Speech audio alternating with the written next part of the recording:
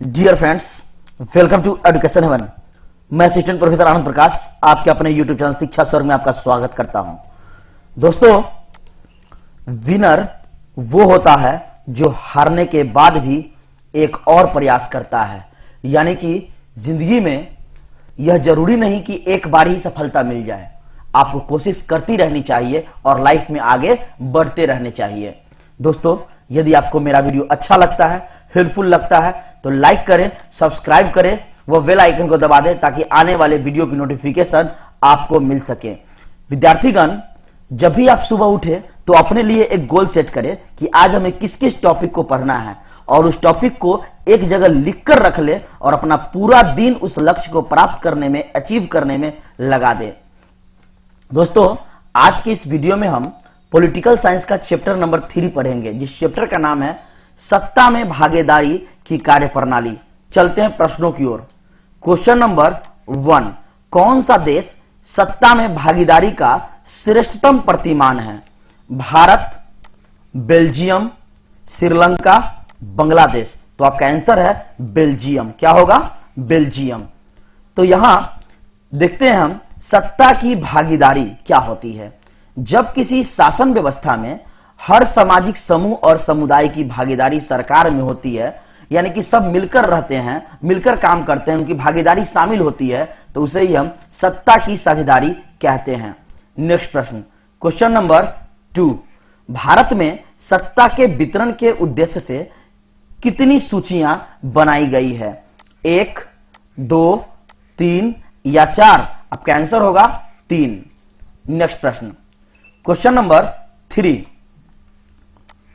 श्रीलंका की शासन व्यवस्था में हर स्टार पर किसी समुदाय को अधिक भागीदारी प्राप्त है? किस पर? सिंहली, तमिल, भारतवंशी या मुसलमान? तो आपका आंसर होगा सिंहली। क्या होगा? सिंहली। यहां होगा स्तर। श्रीलंका की शासन व्यवस्था में हर स्तर पर किस समुदाय की भागीदारी जो है प्राप्त है? तो वो है सिंहली।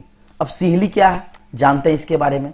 सिंहली भाषा श्रीलंका में बोली जाने वाली सबसे बड़ी भाषा है, सबसे ज्यादा यही भाषा बोली जाती है। श्रीलंका में सिंहली के बाद सबसे ज्यादा बोले जाने वाली भाषा जो है वह तमिल है, और दूसरा कौन है? तमिल भाषा बोली जाती है वहां। अनेक भारतीय भाषाओं की लिपियों की तरह सिंहली भी भाषा की एक लिपि है जो ब्राह्मी लिपि से जो है परिवर्तित विकसित रूप है। नेक्स्ट प्रश्न, क्वेश्चन नंबर 4, सत्ता में भागीदारी। सत्ता में भागीदारी का क्या अर्थ है?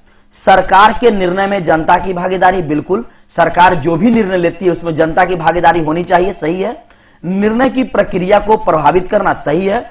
सरकार के कामकाज में प्रत्यक्ष या अप्रत्यक्ष रूप से भाग लेना, सरकार जो भी काम कर रही है उसमें डायरेक्ट या इनडायरेक्ट रूप से उसमें भाग लेना। आपका आंसर होगा इनमें सभी। नेक्स्ट प्रश्न, क्वेश्चन नंबर 5, भारत में नागरिक भागीदारी के प्रश्न का समाधान किस सिद्धांत के आधार पर किया जाता है? संख्या बल, धर्मनिरपेक्षता, अवसर की समानता या ये सभी? आपका आंसर होगा अवसर की समानता। नेक्स्ट प्रश्न, क्वेश्चन नंबर 6, शक्ति पृथक्करण किसे कहते हैं?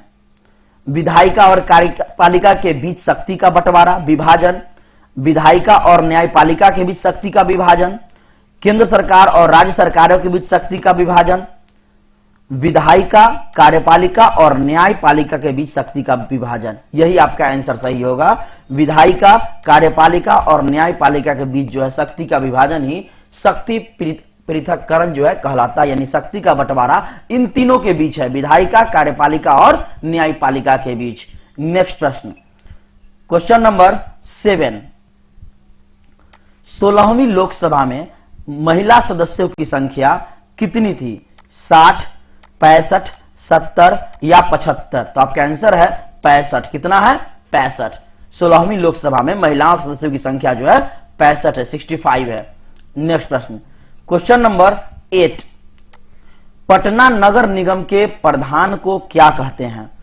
महापौर, प्रधान, निगमपति या इनमें से कोई नहीं? तो तो पटना नगर निगम के प्रधान को हम महापौर कहते हैं। क्या कहते हैं?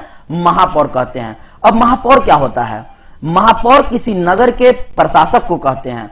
कई बार महापौर का चुनाव उस नगर में रहने वाले लोगों द्वारा किया जाता है और अन्य कई बार एक केंद्रीय सरकारी समिति यह निर्णय लेती है कि किस नगर का महापौर कौन बनेगा। चलते हैं अगले प्रश्नों की ओर। क्वेश्चन नंबर 9, बिहार में पंचायती राज संस्थाएं है 1 स्तरीय, 2 स्तरीय, 3 स्तरीय या 4 स्तरीय? तो आपको आंसर है 3 स्तरीय। अब यहां आया आपका पंचायती राज संस्थाएं क्या होती है। यह 24 अप्रैल 1993 भारत में पंचायती राज के क्षेत्र में एक महत्वपूर्ण पड़ाव था, क्योंकि इसी दिन संविधान 73वां संशोधन अधिनियम 1992 के माध्यम से पंचायती राज संस्थाओं को संवैधानिक दर्जा प्राप्त हुआ। अब ध्यान रखेंगे कि पंचायती राज जो है सबसे पहले कब आया? 24 अप्रैल 1993 को। किस संशोधन के तहत? 73वां संशोधन। Question number 2। तीसरा एक और क्वेश्चन निकला, किस अधिनियम में? 1992 अधिनियम के तहत हुआ। पंचायती राज के संस्था के 3 भाग हैं। कितना? 3। ग्राम स्तर पर है ग्राम पंचायत, ब्लॉक स्तर जिसको हम तालुका कहते हैं उस पर है पंचायत समिति, और जिला स्तर पर है आपका जिला परिषद। चलते हैं अगले प्रश्नों की ओर। क्वेश्चन नंबर 10, पंचायत समिति का प्रधान कौन होता है? पंचायत समिति का प्रधान कौन होता है? सरपंच, प्रमुख, मुखिया, पंचायत सेवक? तो आपका आंसर है प्रमुख। क्या होगा? प्रमुख।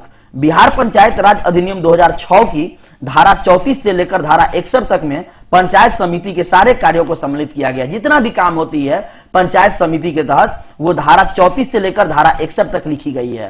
पंचायत समिति का गठन प्रखंड स्तर पे होता है। किस स्तर पे होता है? प्रखंड स्तर पे। और इसका चुनाव का कार्यकाल जो होता है वह 5 सालों के लिए होता है, 5 वर्ष के लिए होता है। नेक्स्ट प्रश्न, क्वेश्चन नंबर 11, पटना नगर निगम में कितने वार्ड होते हैं? पटना नगर निगम में कितने वार्ड होते हैं? 70, 72, 75, 81? तो आपका आंसर होगा 75। क्या है? 75। नेक्स्ट क्वेश्चन नंबर 12, भारत में किस प्रकार की शासन प्रणाली है? संघीय और अध्यक्षीय, संघीय और संसदीय, एकात्मक और अध्यक्षता, एकात्मक और संघीय? तो आपका आंसर है संघीय और संसदीय जो है भारत में शासन प्रणाली है। अब ये संसदीय प्रणाली आया, क्या होता है यह? संसदीय प्रणाली जिसको हम बोलते हैं पार्लियामेंट्री सिस्टम, लोकतांत्रिक शासन व्यवस्था की वह प्रणाली है जिसमें कार्यपालिका अपनी लोकतांत्रिक वैधता विधायिका के माध्यम से प्राप्त करती है। किसके माध्यम से? विधायिका के माध्यम से। और विधायिका के प्रति यह उत्तरदायी होती है। इस प्रकार संसदीय प्रणाली में कार्यपालिका और विधायिका एक दूसरे से परस्पर संबंधित होते हैं, एक दूसरे से जुड़े हुए होते हैं। नेक्स्ट प्रश्न, क्वेश्चन नंबर 13, जनता पार्टी का गठन कब हुआ था? 1975, 1977, 1999 या 2005? तो आपका आंसर होगा 1977। क्या होगा? 1977। अब ये जनता पार्टी के बारे में देखते हैं। प्रधानमंत्री इंदिरा गांधी द्वारा लागू आपातकाल जब हुआ था 1975-76 में, उसके बाद जनसंघ सहित भारत के प्रमुख राजनीतिक दलों का विलय कर दिया गया था और इससे एक नया दल आया जिसका नाम था जनता पार्टी। क्या नाम था? जनता पार्टी, जिसको 1977 से 1980 तक भारत सरकार के नेतृत्व में रखा गया, किया गया। आंतरिक मतभेदों के कारण यह जो है 1980 में फिर से यह टूट गई। नेक्स्ट प्रश्न, क्वेश्चन नंबर 14, ग्राम कचहरी। क्वेश्चन है, ग्राम कचहरी का प्रधान कौन होता है? न्याय मित्र, प्रमुख, सरपंच या पंच? तो आपका आंसर होगा सरपंच होता है। कौन होता है? सरपंच। अब यहां सरपंच आया, इनके बारे में देखते हैं। सरपंच भारत में स्थानीय स्वशासन के लिए गांव स्तर पर विधिक संस्था ग्राम पंचायत का प्रधान होता है। पाकिस्तान और बांग्लादेश के गांवों में भी यह प्रशासन देखने को मिलती है। नेक्स्ट प्रश्न, क्वेश्चन नंबर 15, निम्न में कौन संघीय शासन व्यवस्था का उद्देश्य नहीं है? राष्ट्रीय एकता, अखंडता, सत्ता का विकेंद्रीकरण या सांप्रदायिकता? तो आपका आंसर होगा सांप्रदायिकता। सांप्रदायिकता जो है यह शासन व्यवस्था का जो उद्देश्य नहीं है। अब यहां एक प्रश्न आया था आपका, सत्ता का विकेंद्रीकरण ये क्या होता है? जब केंद्र और राज्य सरकार से शक्तियां लेकर स्थानीय सरकारों को दी जाती है, यानी कि केंद्र और राज्य की शक्ति जो है वह लोकल सरकार को दी जाता है, लोकल गवर्नमेंट को दी जाती है, उसी को बोलते हैं सत्ता का विकेंद्रीकरण। नेक्स्ट प्रश्न, क्वेश्चन नंबर 16, बिहार में कुल नगर निगम की संख्या कितनी है? बिहार में कुल नगर निगम की संख्या कितनी है? 2, 5, 8 या 11? तो आपका आंसर होगा 11। क्या होगा? 11। लेकिन वर्तमान में अगर देखा जाए नगर पालिका आम निर्णय 2017 के बाद जो है बिहार में जो है नगर निगम की संख्या जो है 12 हो गई है। कितनी हो गई है? 12। नगर परिषद की संख्या कितनी हो गई है? 49। और नगर पंचायत की संख्या कितनी है? तो ये 80 है। कितना है? 80। तो आपके मन में होगा ये नगर निगम की संख्या 11 से 12 जो हुई वह 12वां कौन था? तो वो 12वां था आपका छपरा। कौन था? छपरा। मैं आपको बता दूं कि ये 12 जो नगर निगम है वो कौन कौन है, ये भी मैं बता देता हूं आपको। पहले पटना, फिर भागलपुर,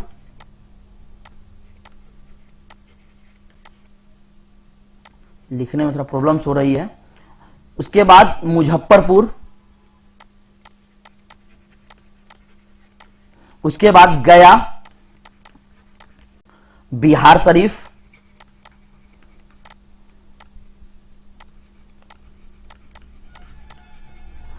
दरभंगा,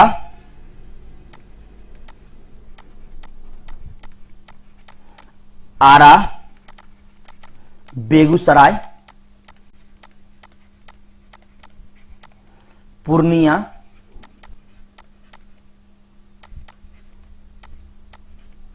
कटिहार,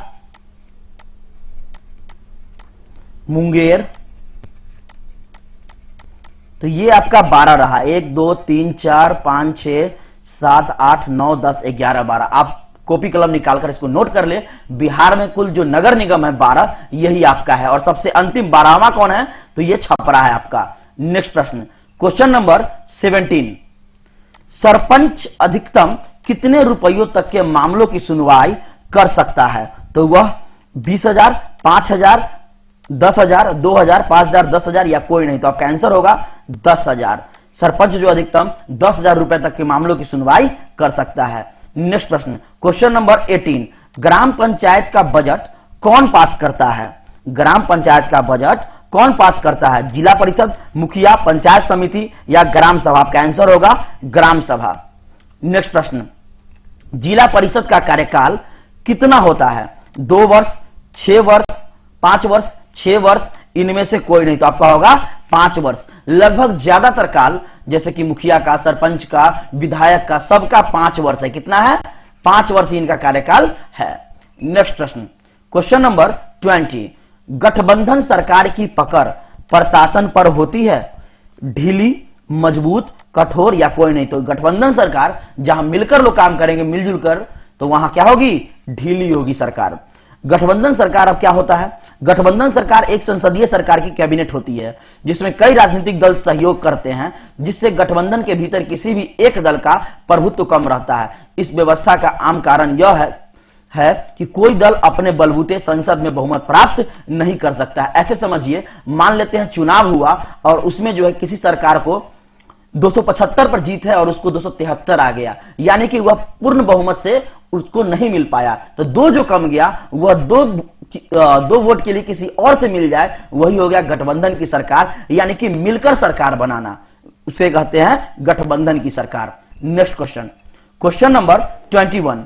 कौन समवर्ती सूची का विषय है? कौन समवर्ती सूची का विषय है? सड़क, शिक्षा, पुलिस, इनमें से कोई नहीं। तो यह है आपका शिक्षा। क्या है? शिक्षा। समवर्ती सूची अर्थात इसको हम तीसरी सूची भी बोलते हैं। यह 7वीं अनुसूची के अंतर्गत आता है। भारत के संविधान की 7वीं अनुसूची में दिए गए 52 विषय, टोटल 52 विषय है, उसी में से शिक्षा शामिल है।